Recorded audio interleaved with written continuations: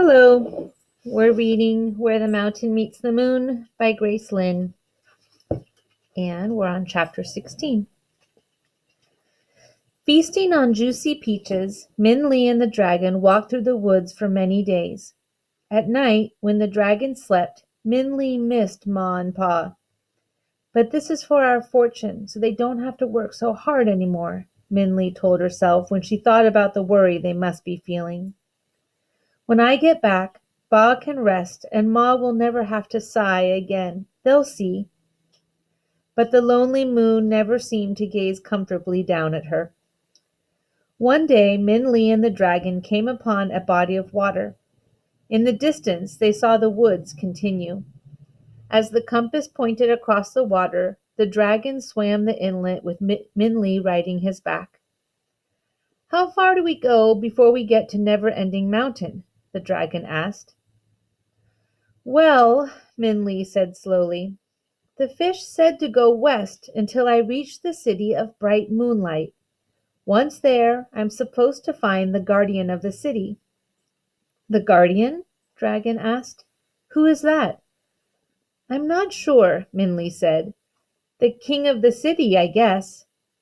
Once I find him, I'm supposed to ask for the borrowed line, which, according to the fish, is something I'll need for Never-Ending Mountain." "The borrowed line?" the dragon asked. "What is that?"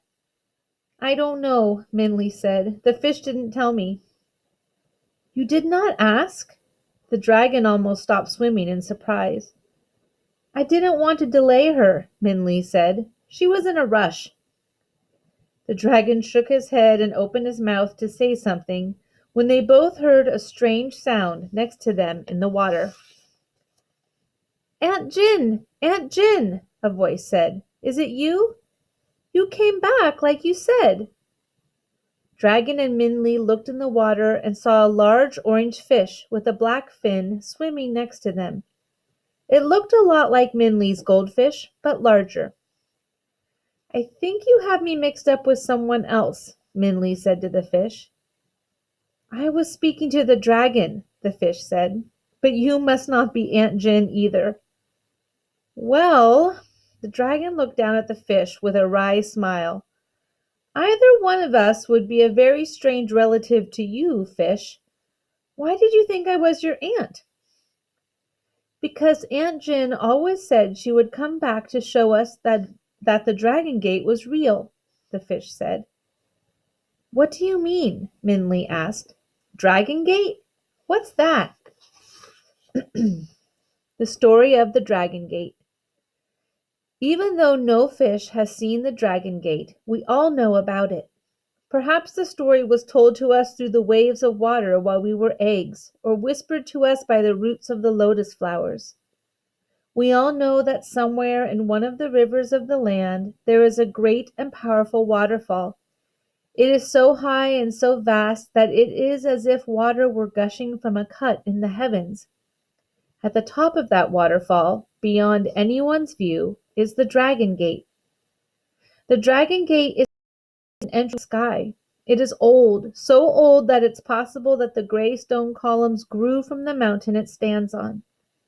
Wind and time have worn and smoothed the gate's tiered placards that barely show the old carvings of the 5-colored clouds of heaven. Above the placards are the tiled arches, the same color as the misty sky. 999 small dragon ornaments perch on the ridges of those tiled roofs.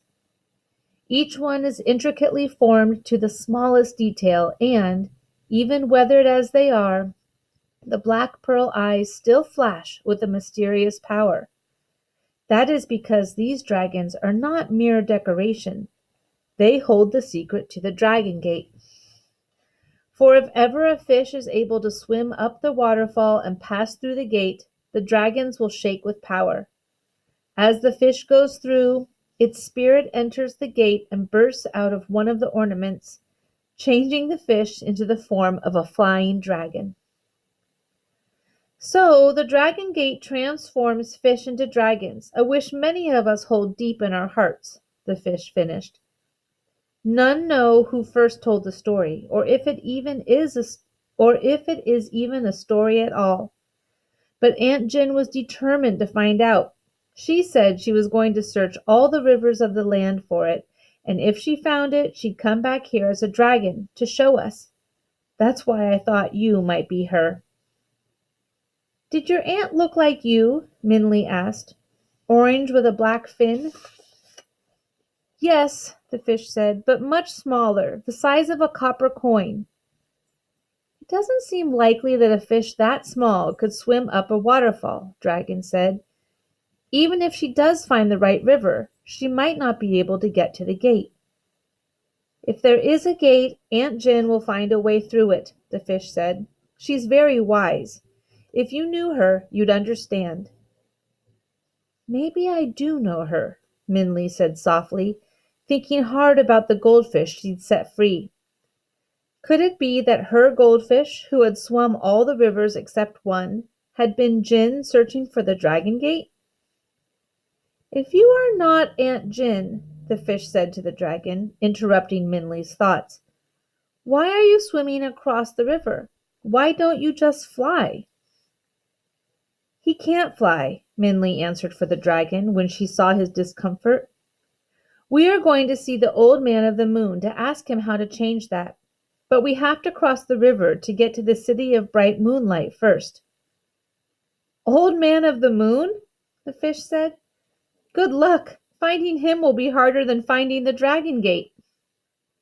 Minli and the dragon looked at each other and shrugged. "But the city of bright moonlight is just past the forest, over there," the fish continued. "Swim over to this side and you can see it in the distance." And, just as the fish said, Minli and the dragon saw the city. An enormous wall, like a giant patchwork curtain of stone, surrounded the thousands of houses in the city. And almost glowing with the splendor of its red columns and golden top, a palace stood up over the clusters of buildings in the far center, like a glorious boat floating above the waves of the scalloped rooftop tiles. Even from a distance, the city looked majestic. "If you are stopping at the city of bright moonlight," the fish continued, "I think Dragon here should probably try to stay hidden. People of bright moonlight might be shocked to see a real dragon. The last dragon sighted was about 100 years ago, and it destroyed the king's father's palace in a city in the east. They might not take too kindly to you." "That is good to know," Minli said. "It might be better if I go into the city by myself." "Yes," the dragon agreed. "I can hide at the edge of the forest and wait for you." "They close the wall at night," the fish said. "So if you are in the city at night, you have to stay until morning." "Do not worry," Dragon said to Minli. "I will wait." "Well, you're almost to land," the fish said, "so I'll leave you. If you ever see another dragon, find out if it's my Aunt Jin. I hope you get to meet the old man of the moon. Good luck." Minli and the dragon watched the fish swim away. Then they made their way to the land and the city of bright moonlight.